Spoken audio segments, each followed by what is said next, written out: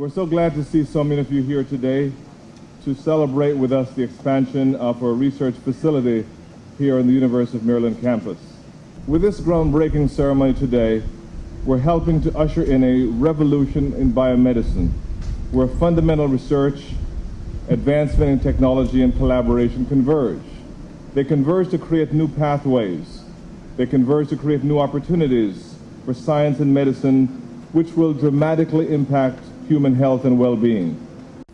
We're privileged to be able to help revitalize our critically important Baltimore neighborhoods, of which we are a part, and the state of Maryland as a whole, and at the same time enabling biomedical research and education that has the potential to save lives.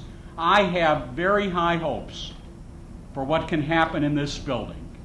Imagine the implications of restoring people to good health, preventing disease in the first place, getting the best outcomes for pregnancies and early childhood, enabling us to enjoy our so-called golden years with less disability, less dysfunction, and in promoting scientific collaborations by a diverse group of biomedical scientists such that the power of scientific partnerships is maximized. In that respect, I too want to take a moment to recognize Dean Natalie Eddington of the School of Pharmacy and Interim Dean Mark Reynolds of the School of Dentistry.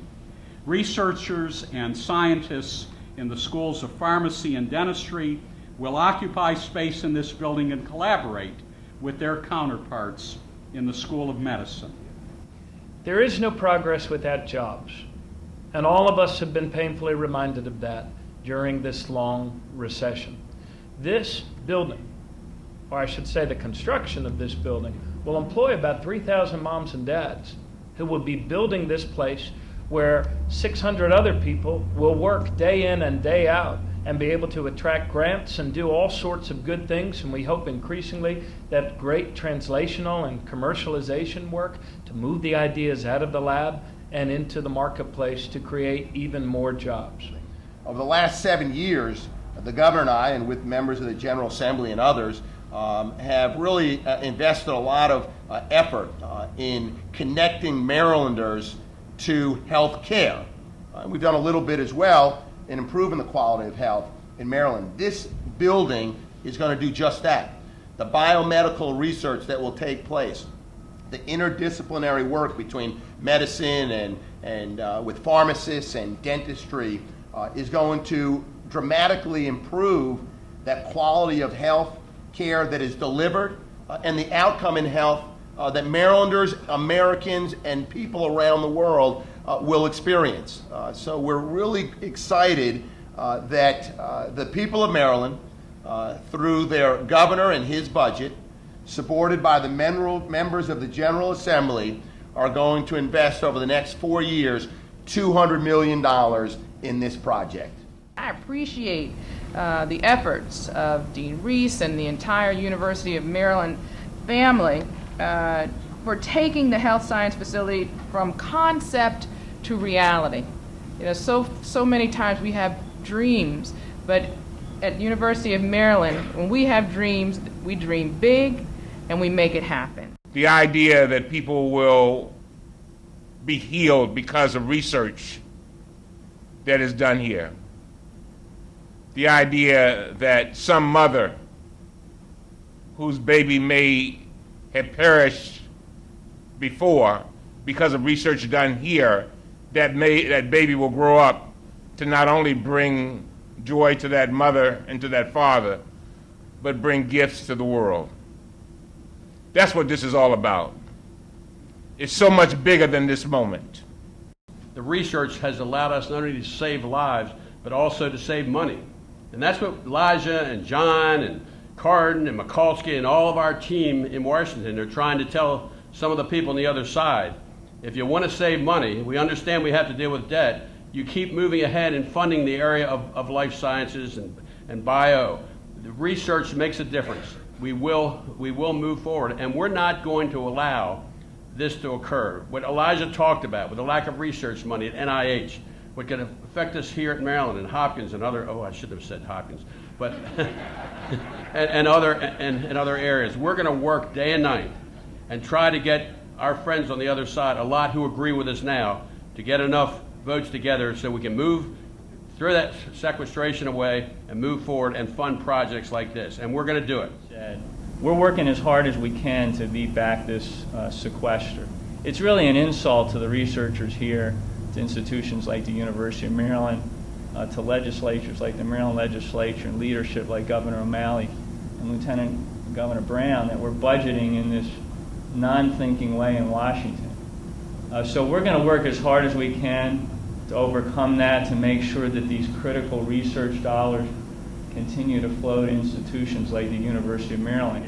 I am pleased to join all of you as we break ground today on this remarkable facility that will set a new standard for its capacity to support cutting-edge, transdisciplinary, and translational research in the health sciences.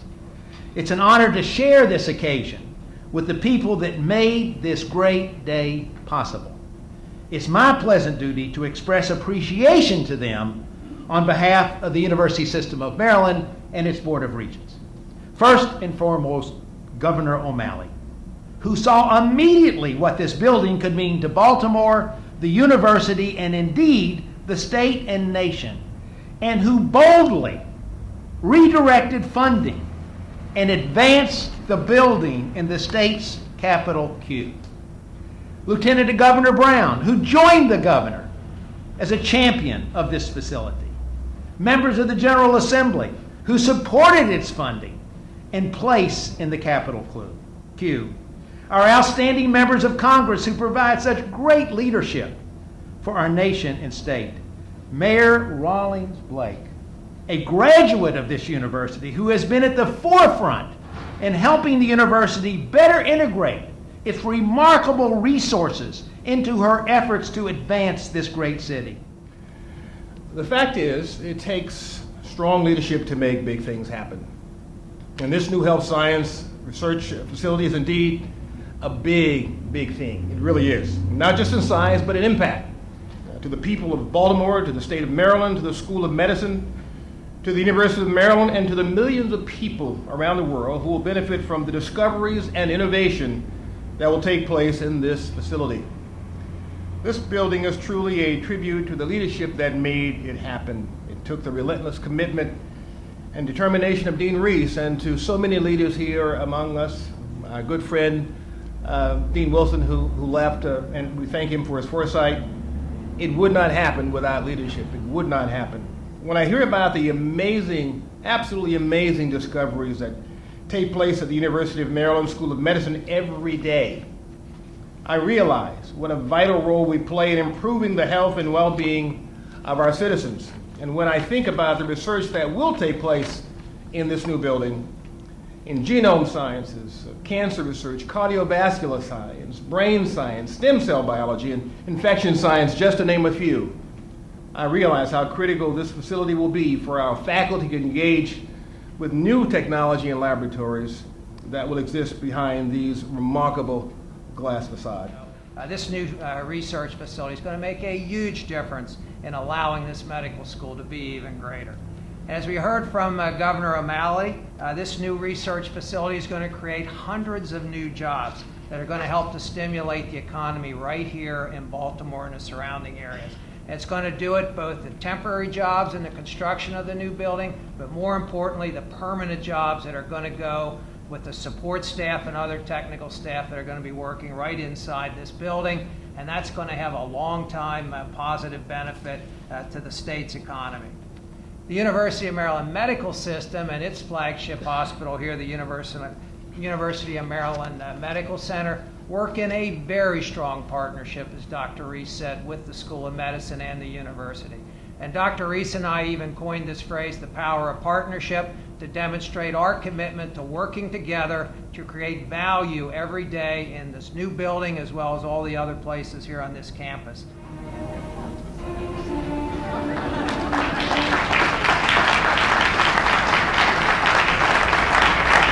Well, right on me. All right. Wait a minute, we got some more folks here. All right. Okay. Ready? Ready? 1,